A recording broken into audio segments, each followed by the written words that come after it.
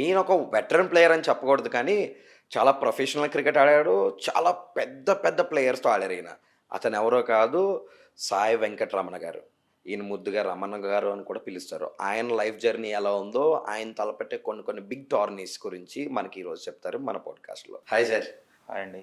Sir మీ career ఎలా ఉంటదంటే సార్, పట్టు వీడని విక్రమార్కుడిలా ఉంటది. అసలు మిమ్మల్ని ఇంటర్వ్యూ చేయడానికి కారణం ఏంటనంటే, ఇదే మెయిన్ థింగ్.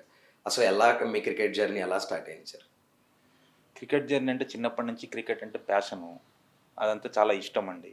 క్రికెట్ ఆడుకునేటప్పుడు ఇంట్లో ఏమనేవారంటే చిన్నప్పుడు అందరి ఇళ్లలో జరిగే మ్యాటరే ఇది. ఇంట్లో రైట్. ఆడేటప్పుడు క్రికెట్‌లు ఆటలు కాదురా నీకు ఫుడ్ పెట్టేది చదువుకోవాలని అనేవారు. అవును.